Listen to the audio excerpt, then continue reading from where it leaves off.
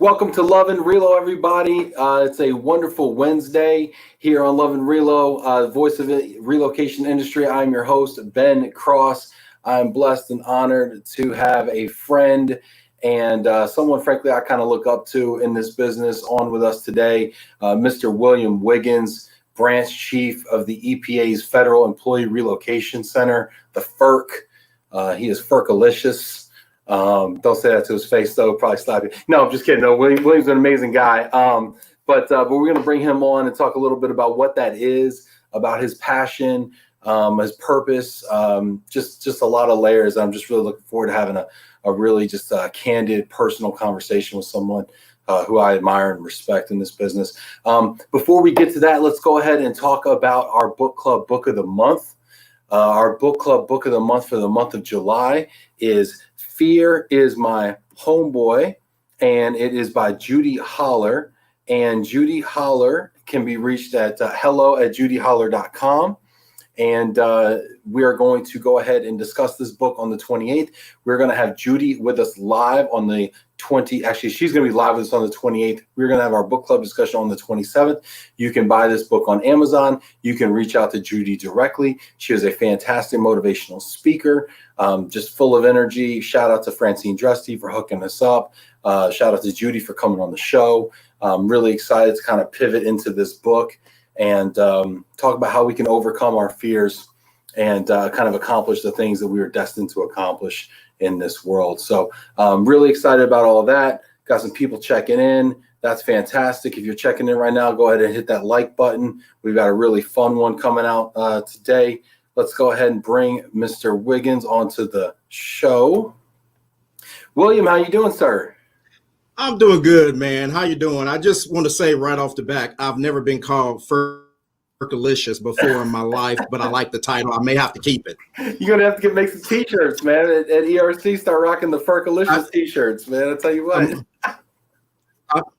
It might become our new motto at EPA. Just, we're FERCalicious. That's it. So FERCalicious. Thank you.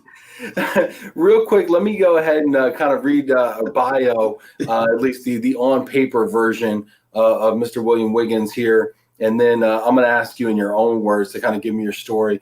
But a bio here, William Wiggins Jr., CRP, is the Business Development Services Branch Chief of the EPA's Federal Employee Relocation Center, a.k.a. the FERC, located in Cincinnati, Ohio. His primary responsibilities for the program include operations management, supervision, business development, marketing, and interagency agreement contracts.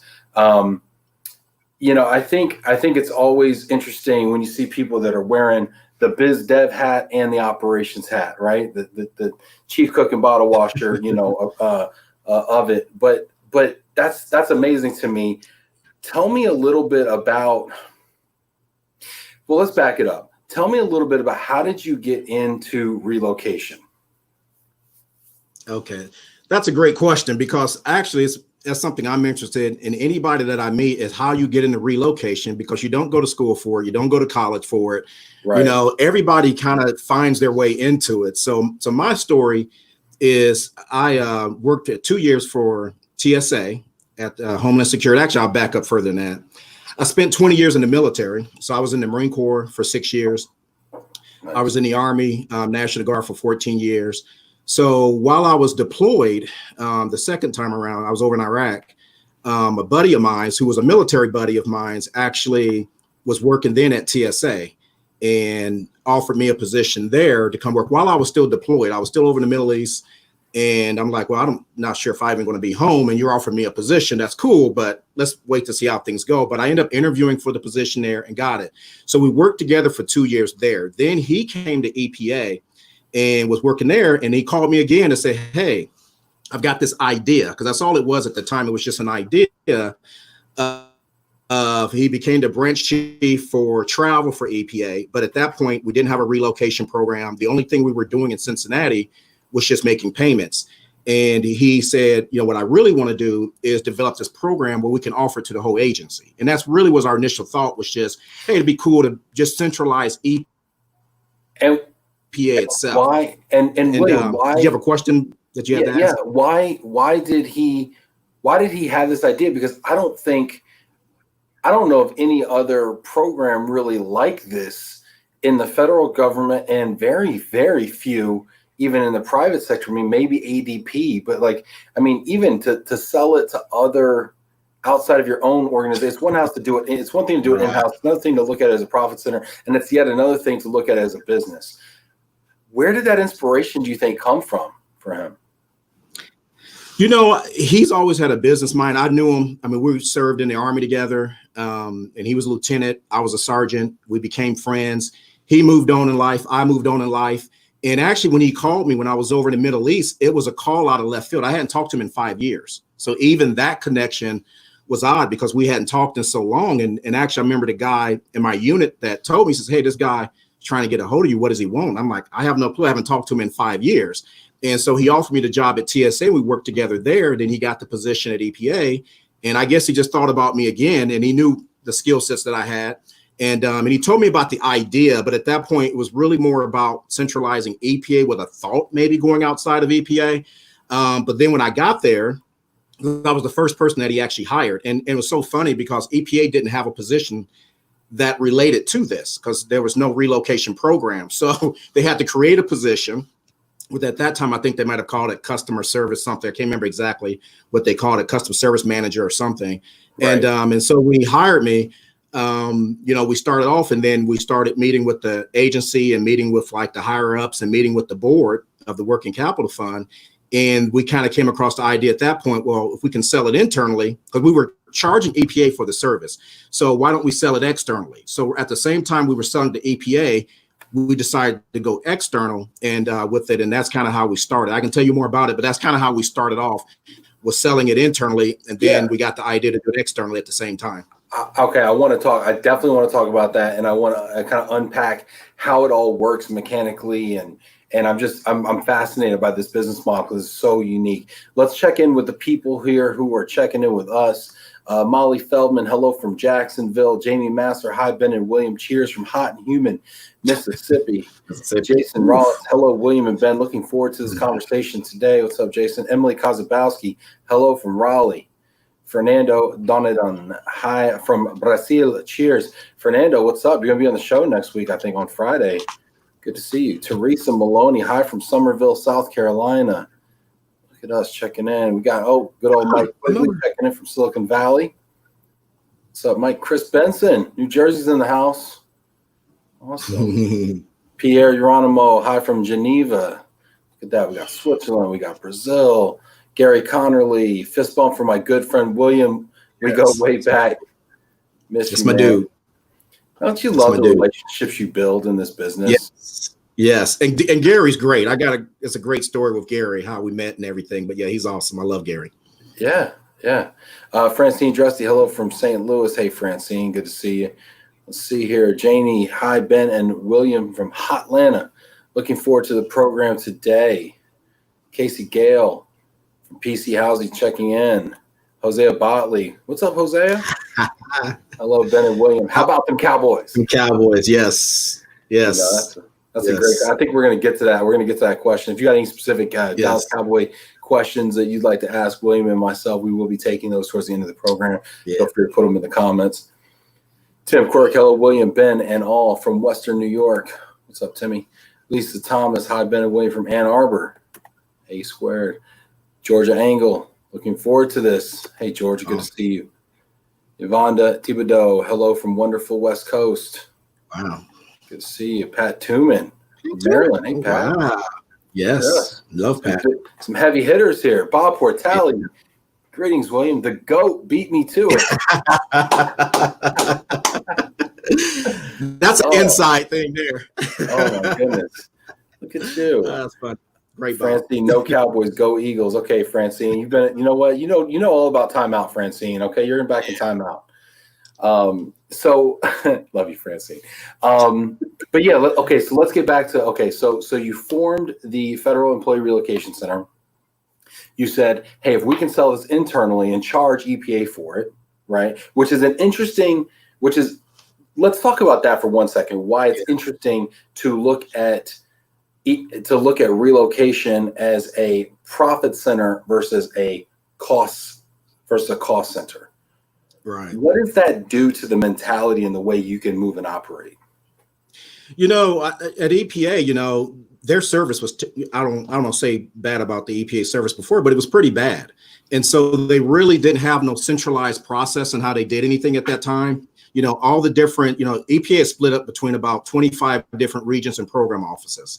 So you had 25 regions and program offices doing things 25 different ways.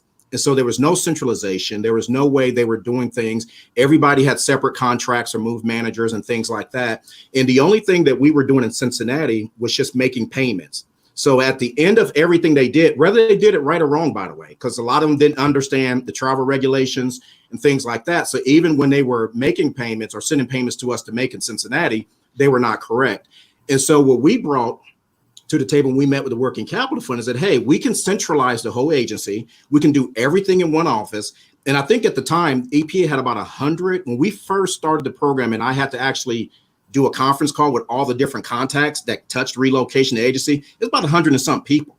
Wow. Now, mind you, it was 100 and something people, but we only did about 50 moves a year. So I mean, that sounds like the definition of government bureaucracy right there. I mean, to be honest with you.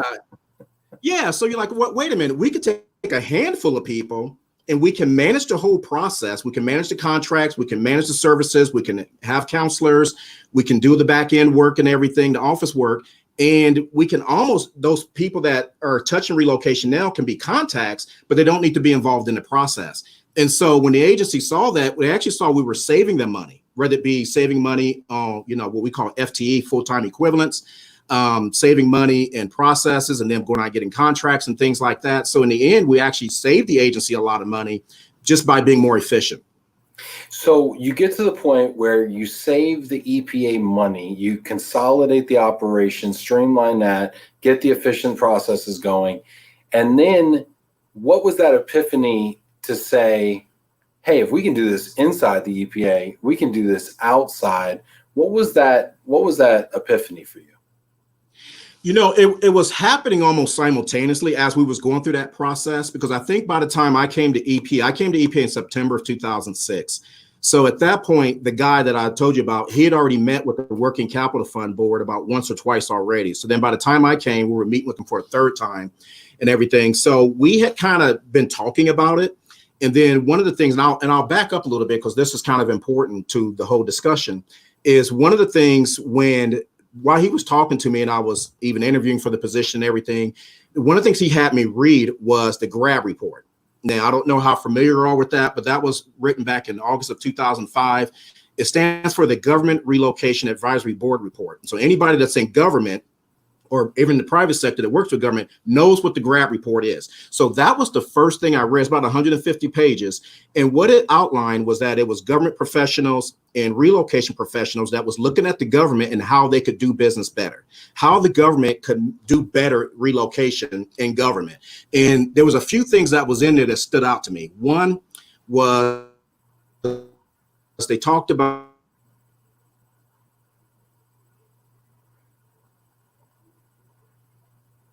Oh man, he was getting to relocation resource centers, which is what we providers. Okay. And then I got cut out there for a second. Yeah. But they were talking about, so that was in there, some other things in there about, move management and how to manage that piece, about the home sub program, how to better manage. Okay, go back because we got cut off. We got cut off real quick. Go back. You said the first thing they had in there was something about resource centers. What was that again?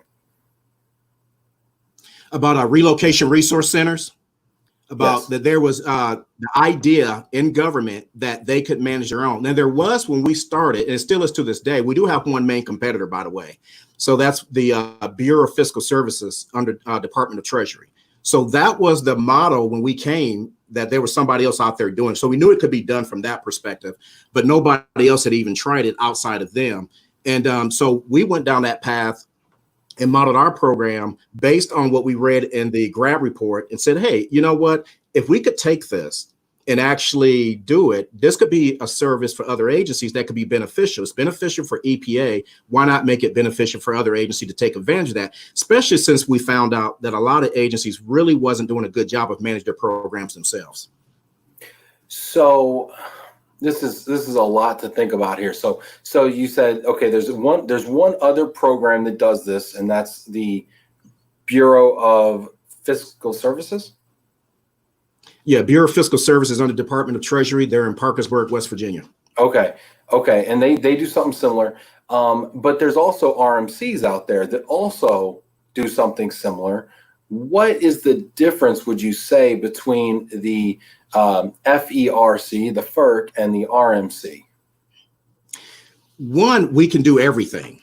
And actually, the main difference, and that's a good point you bring up, because a lot of agencies, when we came and we developed our program, a lot of agencies have an RMC run their program for them. So you may have an agency that goes on GSA schedule. They'll put out a bid for contract, or, an RFP, and they'll bid it out to, RMCs, and they'll bid on that, and then they'll become their provider. What we didn't like about that was that it was kind of, I call it turning over the keys to the kingdom, that the RMCs are controlling everything and you're not really controlling your own program as an agency. Now, we have RMCs that work for us or with us, however you want to put that, in our program. So we have home sale providers, we have lenders, we have, transportation management, providers. So we have all those services, but we're the gatekeeper of everything that we do. So like we have the counselors, do the upfront counselors, they're on our staff. We do all the accounting. We do all the interagency agreements with the other agencies. We actually make the payments. That's something that typically RMCs don't do, is actually make all the payments for federal agencies. We're a federal payment center, so we can actually make all the payments. We also do W-2s. We also do RETAs for relocation income tax allowance. So we do everything from start to finish. There's nothing that we leave out. What we have in between, we have service providers to help support those services with us. So then help me understand. Okay, so it's interesting. So your staff does the counseling. You guys can do the payments, some of the RETAs you said, but then you also use RMCs. Let's say an RMC. Let's just talk about RMCs. Let's stay on that for one moment. What service does an RMC provide to the FERC? How do they plug into your organization?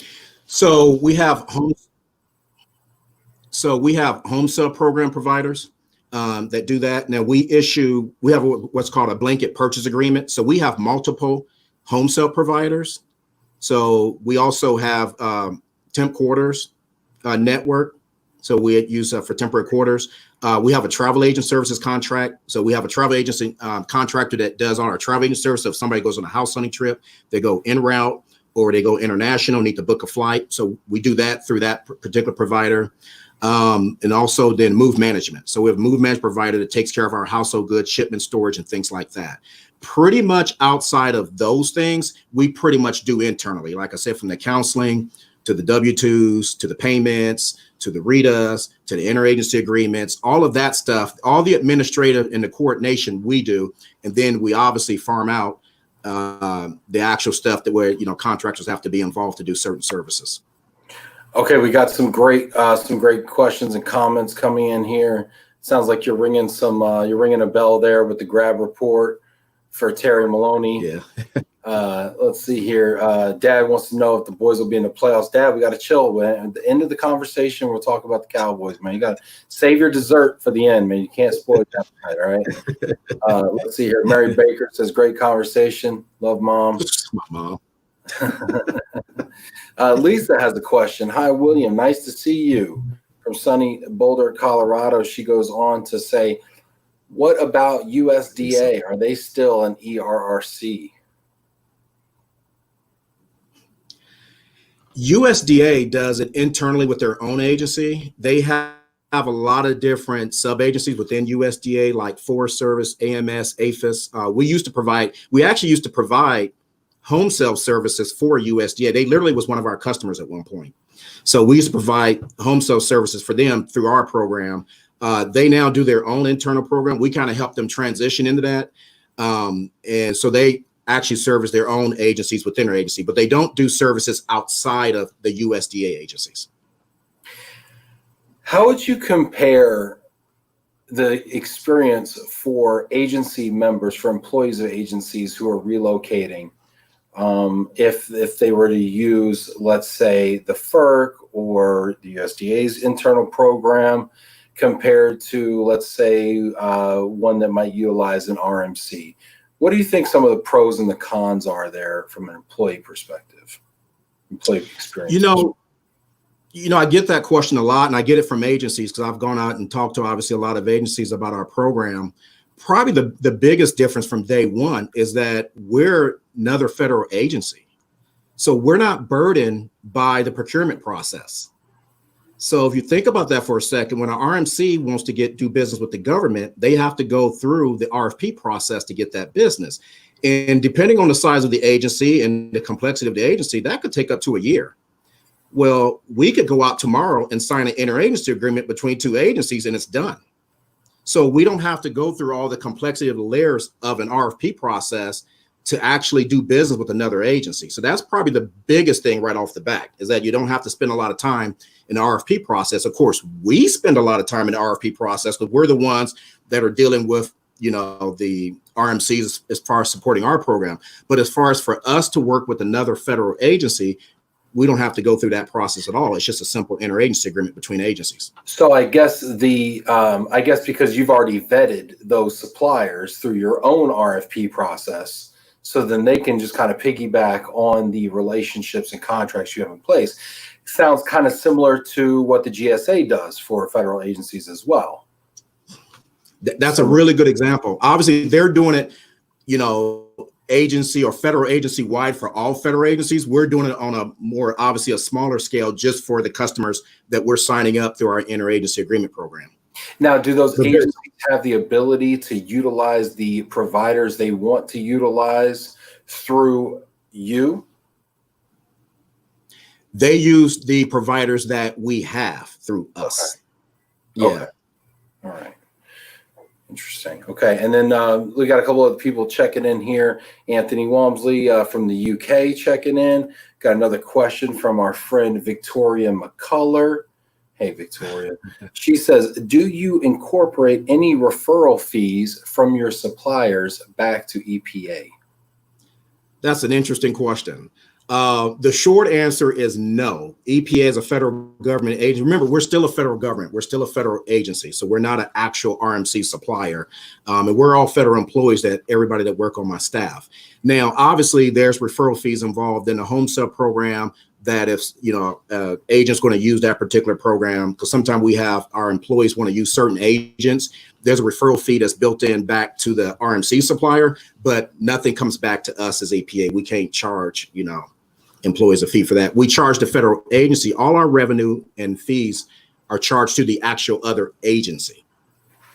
I see. So you charge the agency almost like a file fee. You almost have a fee structure and not a referral fee structure. Interesting. Exactly. So each year we have we're part of what's called a working capital fund. So if you've ever heard that before, it's also called a franchise fund. It works much like a business within government. So we operate like a small business. We have our own staff, we have our own overhead, we have our own costs. We charge for our fees, we have our own services. We do not receive appropriated dollars from Congress. So even though the EPA is an appropriated agency and get appropriated dollars, our program do not. So if we don't sell our program, if we don't have customers, if we don't charge for our services, we don't exist. So we actually built into each year, we have to see each year fund. They have to approve our services, they have to approve our rates, and everything that's within that. And so actually we're going through that process right now, where I've already submitted our budget for June for FY21, and it gets approved. I have to go to a board meeting in August to get that approved for the year for FY21. So you mentioned the working capital fund, I believe it was, a couple of times. Can you explain to those of us who don't understand that concept, what is that and how does that work? Okay, so what it is, it's a board of kind of associate directors at EPA. And what EPA is probably about one of, I'm going to say probably 6-7 agencies. USDA is one of those agencies.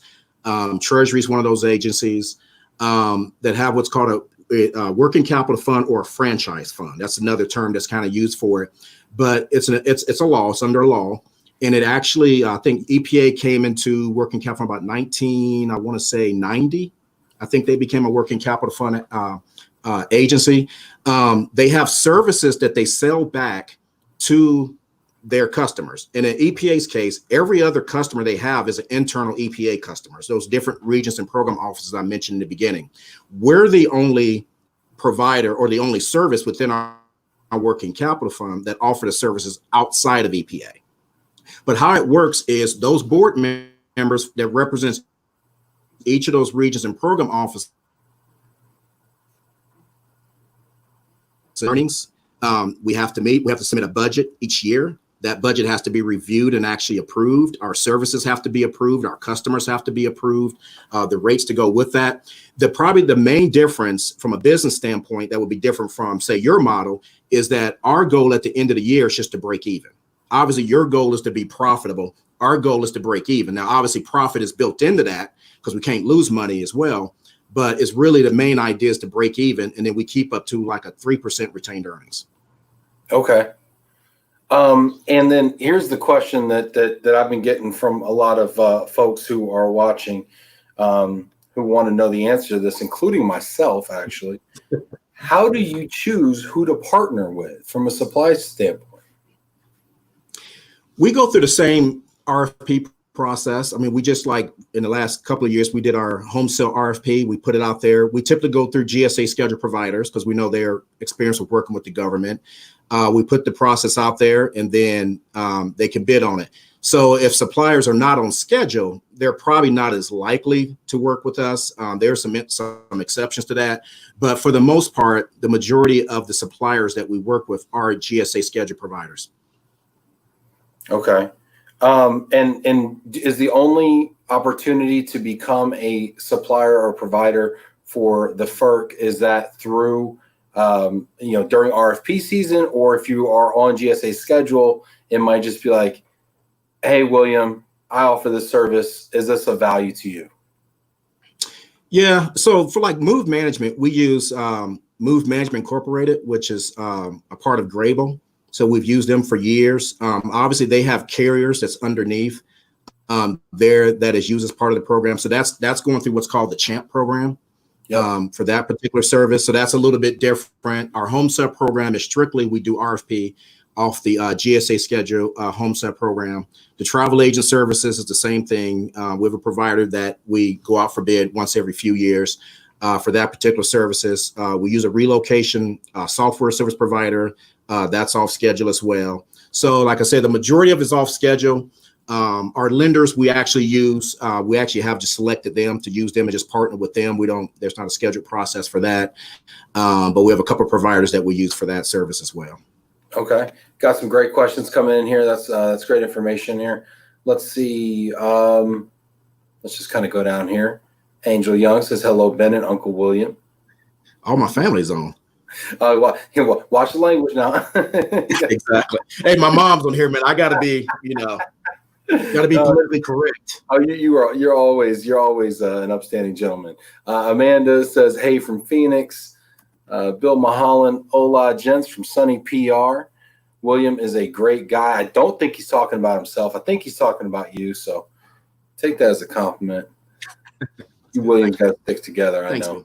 No. Todd Switzer, hello from Canada, eh? Gary Connerly has a question. Are Fed home sale programs still limited to fixed fee? Yeah.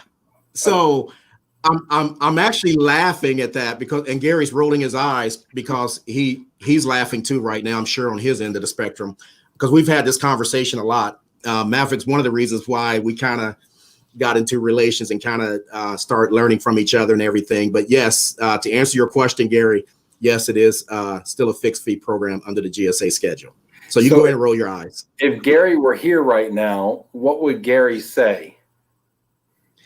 Gary would want to see it like a cost plus program, in which he has some really good points. And actually, I would be for it as well. Looking at the cost plus to provide the home sale service versus a fixed fee, which can be really expensive. But there's different elements to the home sale program that we use that I think that are less costly for our customers. Like we use what's the buyer value option. We use the amended value option, success rate of talking about. He's really, it's obviously very, pricey for the agencies. And then it's, costly for the providers as well. If they get that house in inventory and can't turn it around or can't sell it, it can be very, detrimental to them as well financially. Makes sense. Gary's always got some good points. Katie Linehan, he does. Connecticut is listening. Hey, Katie. Let's see here. So this is a follow-up question from Victoria McCullough. I love Victoria, always chiming in here. She says, do the referral fees in RMC might translate to lower fees to the EPA? If not, that's gravy for the RMCs. No, I tell you what, your users are very, very intelligent and they're asking really good questions. So to answer that question, yes, it's actually does lower the fees for our program. And actually, if I could talk about that for a second. So one of the things that we do, Ben, is that we don't just put out an order for a provider when it comes to the home sale. So we have a blanket purchase agreement. We have 3 different providers that's under that blanket purchase agreement. We actually compete each order at the task order level. So when that order goes out, it's competed again, even though we've done a whole RFP process. We have them on, our blanket purchase agreement. We competed again at the task order level. And the reason why we do that is to try to help drive costs and to drive costs down and savings back to our customers and everything. And so, yes, so we use what's called BVO option 4. I don't know if that's prevalent on the private side, but definitely the government side, those that are listening would understand that.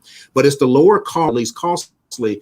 And the reason why that is because there's things that are built in there, as far as having to have a list price limit, having to get broker market analysis done, having to have certain things done up front that drive down those costs. And one of the things in there is that they have to work with the particular RMCs, work with the agent that's being assigned, and they are getting referral fee back for that, which then does drive down that pricing fee. So that's a really good question, and we understand that, and so we use that part of the program to our benefit, but also mainly for the benefit of our customers to drive down costs.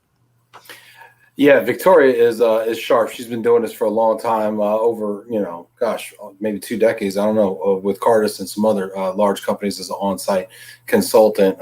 And she is a phenomenal resource. I'm just going to plug Victoria because I love her and I think she's great. And somebody would do themselves a big favor in scooping her up right now. Let me ask you along those lines, William, are all of your consultants, do they all sit in Cincinnati, or do they some work remotely, or how's your team structured? Right now they're all sitting at home, but we actually are all in Cincinnati. Obviously we're all teleworking now, 100% across the board. But yeah, so what I have on staff, so I have a counselor team, we have an accountant, we have a person that's our system administrator and also does our financial reporting. So all the reports that we send to our customers, because we do charge for our services, we actually bill our customers each month. So they get a monthly bill for the services that they've used and for our fees. And so we have to have somebody from an accounting standpoint manage that piece, but also send out the reporting for that. We also have a project officer and a core.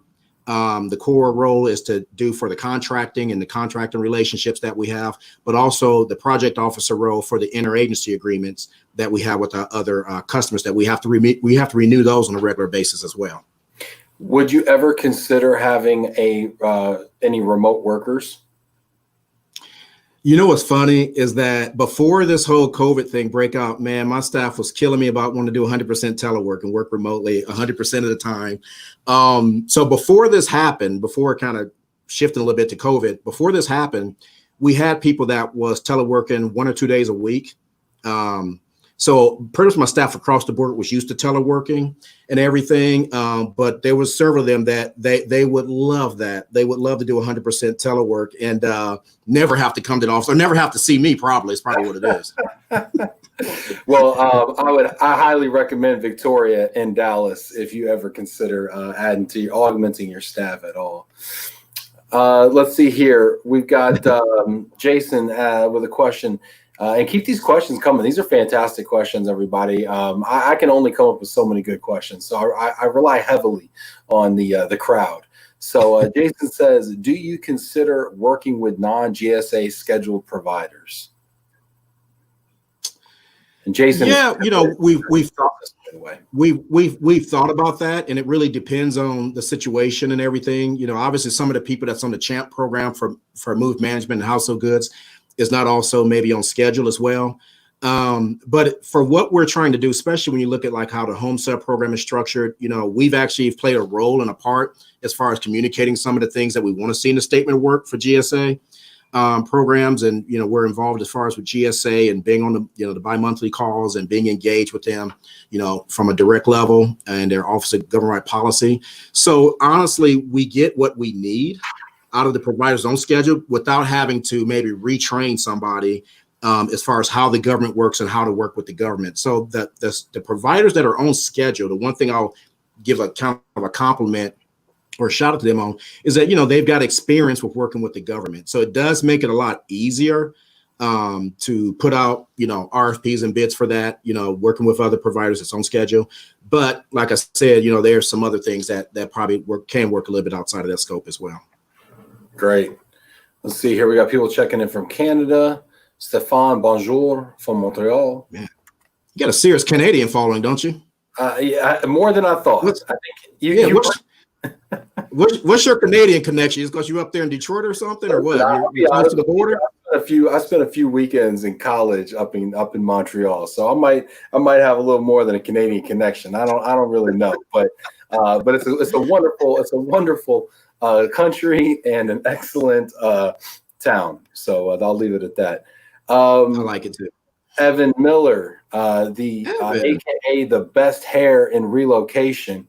I say that with all admiration. Congrats to you, William, on all the recent success of the FERC. The grab report is now 15 years old. Do we care to guess how old Evan was when the grab report came? Do you think it's time for a new one? You'd be great on that committee. Look at Evan signing you up for more work. What do you think? Evan's known to do that from time to time. He's had me on a couple panels before. So, actually, that's a great point. And, like I said, when I came, 14 years ago, the first thing I read was the grant report. So, and a lot of the things that we end up modeling our program after was from that report. Because, and just full disclosure, I knew even when I was asked to, come work at EPA, the first thing I said was that I know nothing about relocation. I don't know anything. So I am, why would you even want to have someone like me come work at EPA to do something like this? I know nothing about it, So he gave me that report to read. When I read it, I was fascinated by it. And I was like, wow, well, this is interesting, and probably what was good from my perspective, I didn't have all the hangups of being in the government for 20 years at that point. So I didn't have this set mindset of, well, agencies don't do that. Government don't do that. We just, put out an RFP, we let RMCs bid on it and we go with one of them. That was kind of the mindset when I came. So when I read the grab report, it was the complete opposite of that. So I do, to answer Evan's question, yeah, I do think we probably need to do a reboot at this point. It's been 15 years, and maybe the government and the private sector need to come back together again and maybe, do a 2020 or 2021 version of the grab report. I think that would be an excellent idea. Look at Evan signing somebody up again. Gee, Evan. There you go. Give me more work to do. I know it. Some folks are just thankful. Jason loves the response. He appreciated that. Victoria appreciates me always trying to get her a job. She deserves it. She's fantastic. She a Cowboy fan? Victoria, this is your opportunity right now. Consider this your first interview. Are you a Cowboy fan? Rule number one, this is what we ask. Yeah. Before we get into the Cowboys, because I'm saving that for last, and that's my teaser here, and I know half the people are going to turn the volume up, half the people are going to turn the volume off. So I want to just leave that to the end here. But let me ask one other kind of business question before we get into our purpose and we get into the love right now. Let me ask you just COVID, man. Like, how has COVID impacted business right now? What are you seeing from a volume standpoint, trends? What's up?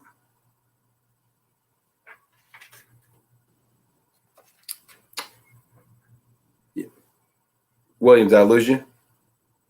Kind of. What's up? You kind of came in and out. Yeah, I didn't hear you. Talk to me about COVID-19. How's that for you? Okay. Working during COVID-19? Yeah. It's been interesting.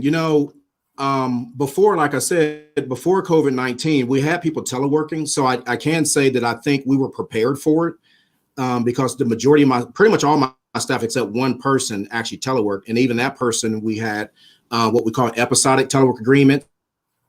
So if we wanted to do like a COOP test or something, we could have everybody be out of the office and work. But the majority of my staff before COVID-19 loved it. So they were already doing it. So what's really has changed since is obviously we're doing it full time now. And, we've been working well together. It's just learning how to work together during COVID, during not having anybody in the office. How do you schedule your meetings? How do you do your meetings? How do you interact your meetings? How do you share information for your meetings and things like that? So when we transitioned during COVID, we were using Skype. And when we first started using that during the transition, we had a really hard time. It really wasn't working well for us. And so we migrated over to Teams. So you can do so, and I guess I'm giving a free plug to Teams, but it's really have worked well for us and how we work together, how we collaborate, how we share information, even certain projects that we had. We had boards in the office for certain projects that we were doing.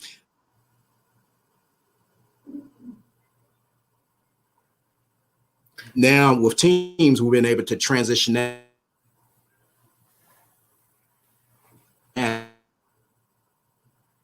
So William, you're cutting in and out here, William. Virtual. You're cutting in and out here. I think we'll have virtual boards. We can. William, I think you're cutting in and out. I think you're cutting in and out there, William. I think your son's on the Xbox again. Happens to me all the time. But what I was trying to get out here was what has relocation volumes been like under COVID? What's relocation volumes been like under COVID for you guys? Did that copy that? All right, let's go ahead and check in with some people here. We got Elena over here checking in, saying thanks for such great info, William.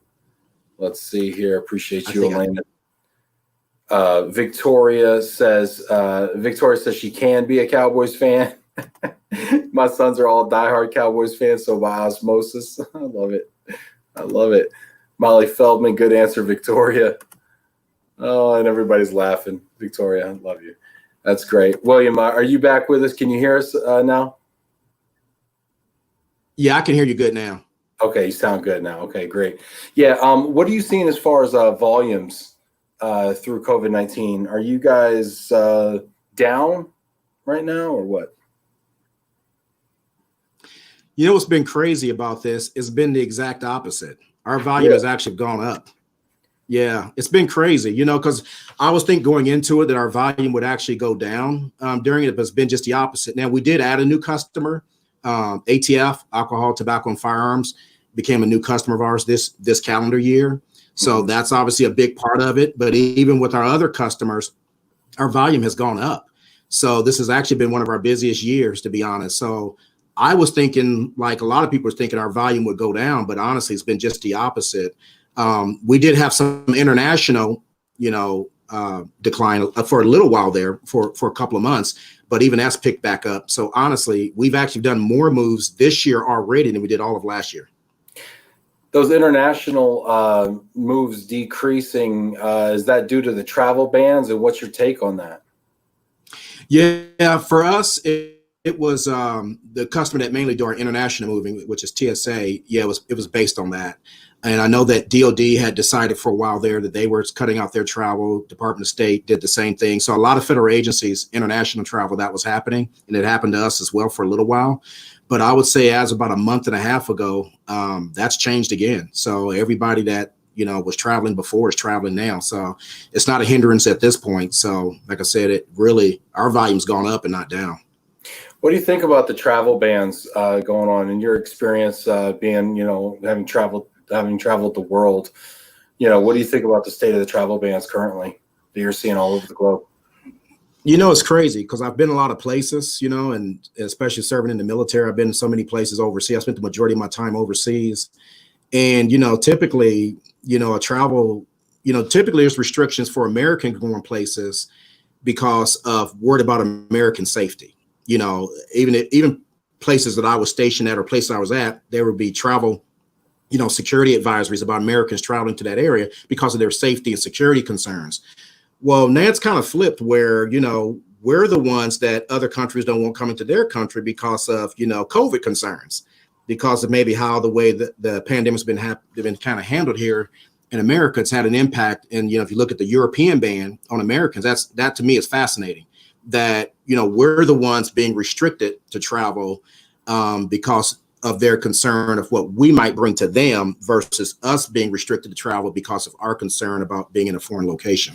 It's really fascinating to me. Yeah, it kind of feels like a first, doesn't it? Yeah, it definitely is.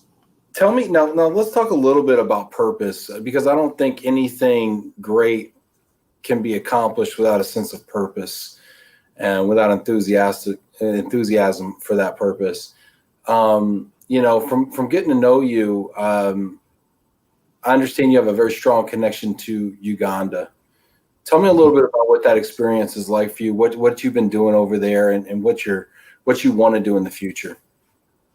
Yeah, before I say that, I want to give a plug to Andrew Jackson. I know I saw the interview that you did with him and Hosea, and that's a guy that inspired me as well. I mean, I was already on the track before I ever met him, and actually somebody in the industries, Vicky Meyer, who used to, I think she's retired now, but Interconnect said, you've got to meet, you and William Wiggins and Andrew Jackson's got to meet because you guys are so passionate about what you're doing over in Africa.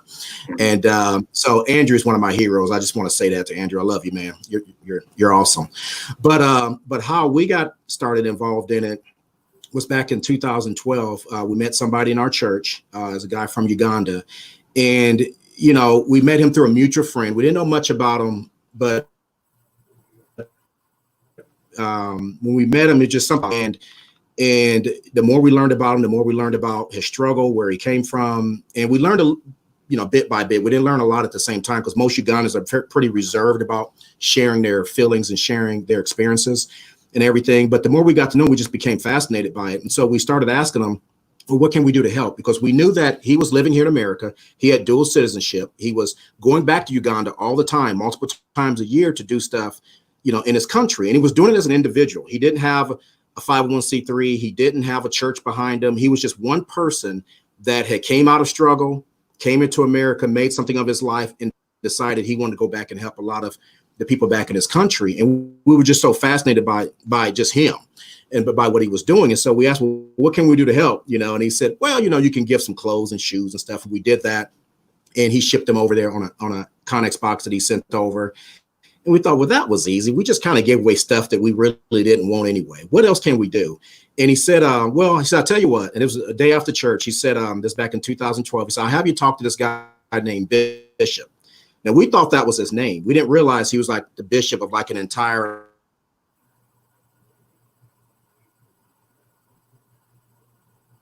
over 1 million people and a whole bunch of other stuff.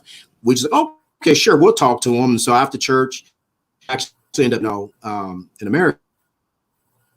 We said, well, why don't you come stay with us? And so he came to stay with us and he told us his story. And from that point forward, we were hooked. And so that next year, we were actually immediately pretty much, we started a program for children over Uganda who couldn't afford education, the poorest of the poorest in the most desolate areas, to give them an opportunity to get an education and make something of their lives. We visited there in 2013. We actually got to meet the kids. We got to meet the families. We got to meet the people. We got to meet the people that we partnered with and everything. And I tell you, man, it was just a life-changing experience, and I'd never experienced anything like that. I've been a lot of places in the world, but I had never experienced anything like that. And the thing that really struck me so much about being over there was how selfless they were, how loving they were, and how much they gave when they didn't have anything to give. People, when we were there back in 2013, the first time, people were giving us their last. They had a meal for the day, and they were giving it to me and my wife and my son. Wow. And that just didn't compute in my brain, that why would they do that? And, and from our perspective as Americans, I'm like, well, no, we don't want it. We don't want to take it. And then you come to find out if you don't take it, it's an insult to their culture.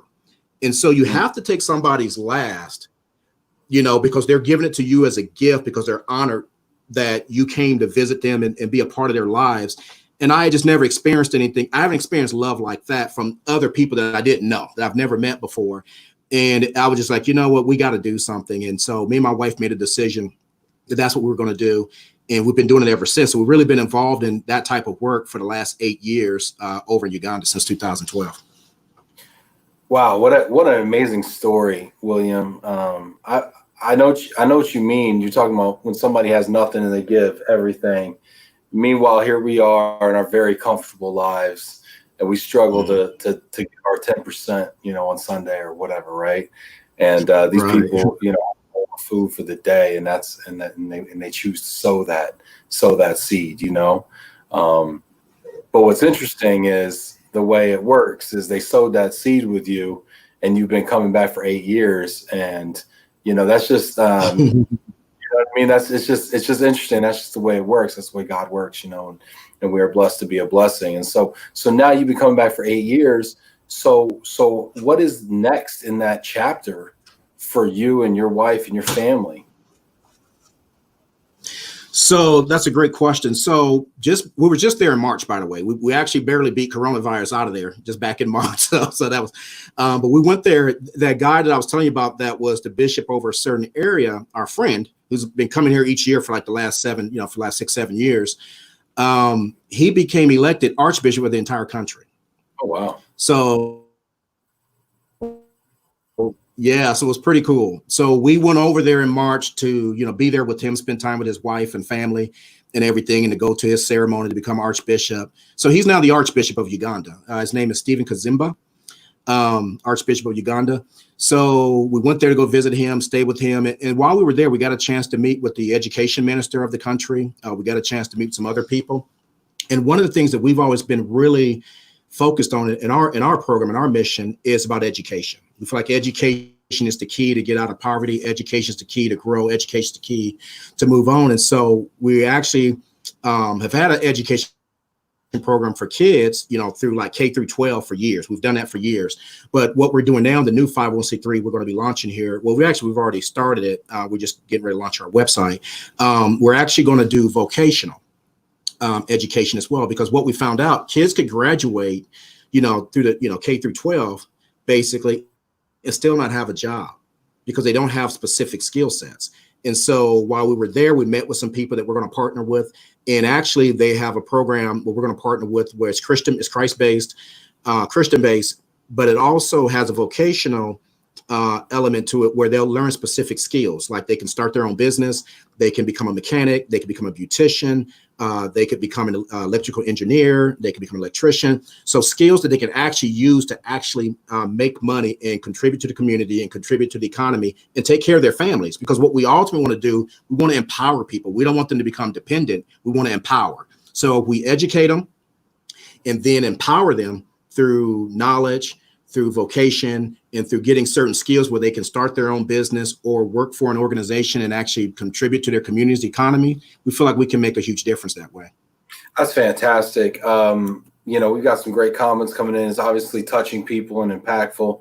I love that about this show, man, is that we can talk about whatever we want to talk about. It's a platform, and then it inspires people, right? So Hosea is like, great show, guys. William, keep sharing the blessings. We're all blessed to hear this story, William. So thank you for sharing it. Francine, says how impactful that they are so giving. Are you still sending things over to them? Can you provide information on how we can help? Yes, I will send you some information, Ben, and you can send that out. Why don't we do this when y'all launch your officially do the grand launch of your 501c3? Why don't we have you and whoever else you want to come back on? Maybe we can even have the Archbishop on. I don't know if he's involved or not, but come back on and we can actually do like a little fundraiser kickoff party and get the global mobility community involved. You know. Did you copy that? I thought that was a pretty good idea. Oh yeah, federal employee. There's certain guidelines that we have to follow. So I'll probably have to check with our legal counsel to see what we can and cannot do. I'll probably have to take off my Relo hat for EPA at that point and just represent the organization that we have started, 501c3. But I'll look into all those things and get back with you. But I'm honored that you would even ask. So thank you so much. Yeah, whatever we can do. You know, we've got a phenomenal community here on Love and Relo of people who I think lead with their hearts.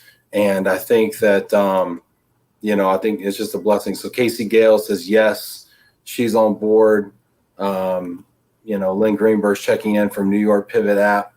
Hi all. So I think that'd be awesome. So let's do that. We'll pretend we don't know where you work and you can come on here totally unaffiliated with the government. And we'll just pretend you're some random dude I ran into at the grocery store who told me a cool story. And we'll just do that. Let's transition. So we learned about the FERC. We are now all FERC-alicious.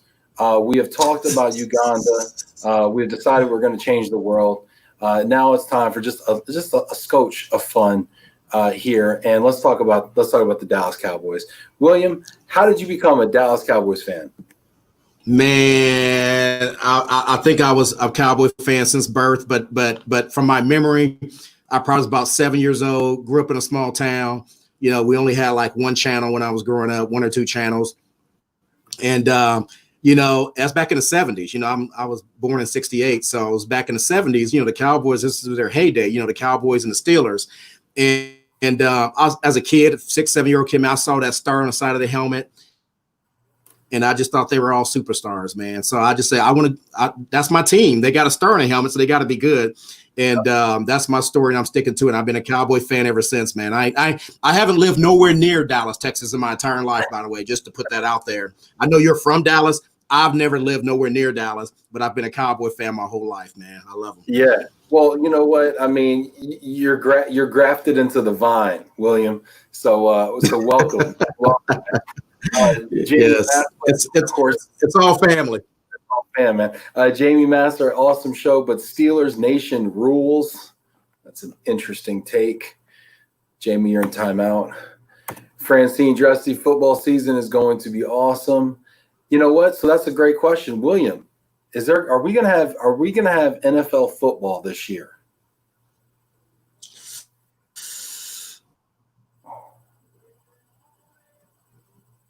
I don't think so. How can you have NFL football when it's a contact sport with COVID going around? I mean, I'm hearing I would want to have it tomorrow, right? But as a logical, I don't know how that's going to happen. But I'm all for it if it happens. I ain't gonna lie as a fan, but I don't see how.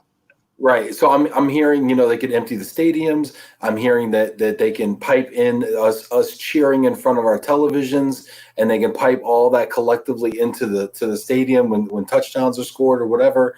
You look at what the NBA is doing right now or trying to do, where they are bringing people into the Orlando bubble. And they're having these players all report to the bubble and play the last 8 games of the season, and then in the playoffs, in a controlled environment, maybe. I don't know either, but it would be very sad if they didn't. Yeah, I would be heartbroken. Trust me. So I wanted to ask you something, because I'm not up on Uh-oh.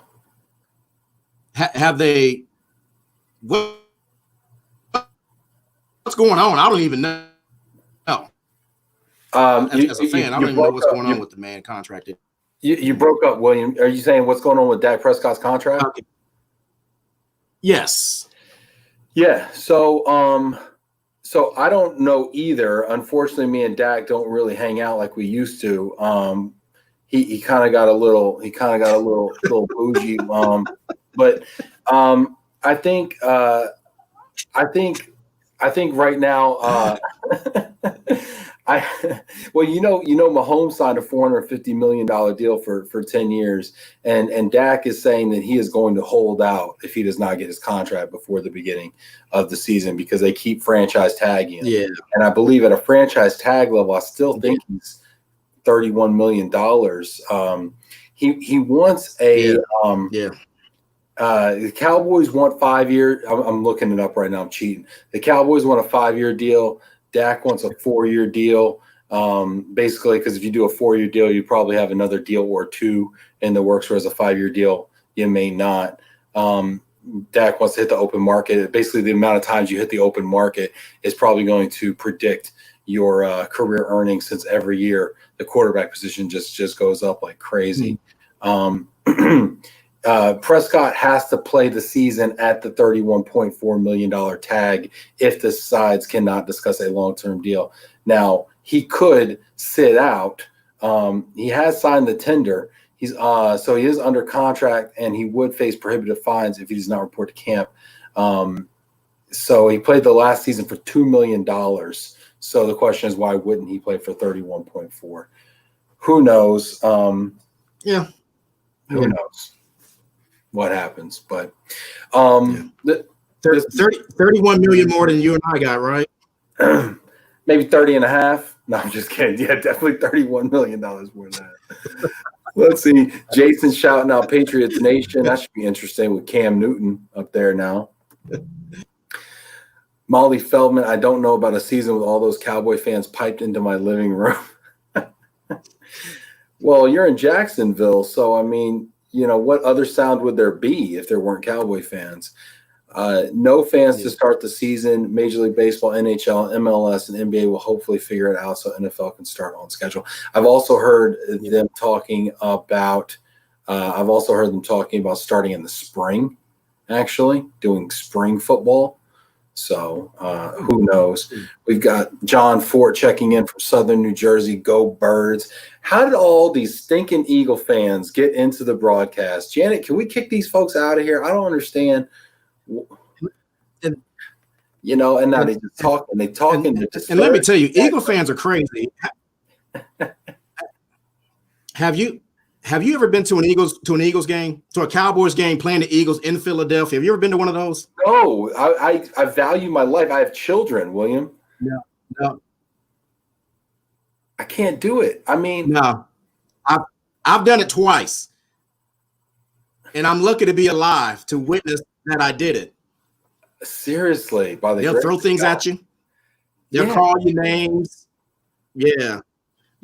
They got some crazy fans. I did that a couple times. I'm like, I'm out. I ain't doing this no more. It ain't worth it. Well, they throw batteries at Santa Claus. I mean, they're monsters. Yeah. They're monsters. Yeah. I mean, yeah. Terrible. Nothing like us classy Cowboy fans like we are. We're classy. We don't throw things at people. You know what I mean? We're too pretty to fight. Yeah. Okay. All right. Yeah. We're classy people. Wonderful. Hey, William, this has been a lot of fun. Is there a final thought or final word you wanted to leave people with that they can think about today? First off, thanks for having me, Ben. I think you're an awesome dude. I think the first time we met was in Atlanta at a conference. And then I know we went to the game last year together, go see the Cowboys play the Lions there in Detroit. So I appreciate you hosting us there in your city and showing us some love. And, so I appreciate the opportunity. I appreciate you know, the chance to kind of share with you and everything. And I love what you're doing, man, what you're doing, reaching out to people. I've seen some of your other shows and programs, how you're touching so many different things and diversity and touching things with, you know, racial injustice and things like that, on top of obviously talking about what we do for a living, which is relocation. So I just want to give you a shout out, man. I think you're a class dude. I think you, by the way, I know I've told you this before, I think you're one of the sharpest dressing dudes I've ever been around in my life.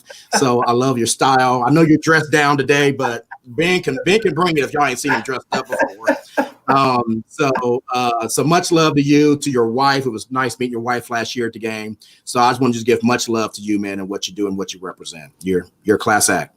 Thank you, William. It means the world to me. I have the utmost respect for you, and it was wonderful meeting your wife as well. And thank you so much for sharing some time with us today and kind of being very candid and open and honest about what you do for a living, what you do with your passions. I really appreciate it. I really wish the best for you in starting your 501c3. I can't wait to have you back on and do a fundraiser. You know, off the record, nobody will even see it. Don't worry about it. And it'll be amazing. So thank you for being with us. Hey, thanks everybody for tuning in. I really appreciate you. Tomorrow, make sure to check it out. I've got my very good friend Thomas Bailey on tomorrow. So kind of a reunion episode of the Gross Up here on Love and Relo. So definitely want to check that out. That's going to be hilarious. And appreciate you all. Thank you so much. William, thank you so much for being with us today. Appreciate you. Yeah. Thanks a lot, man.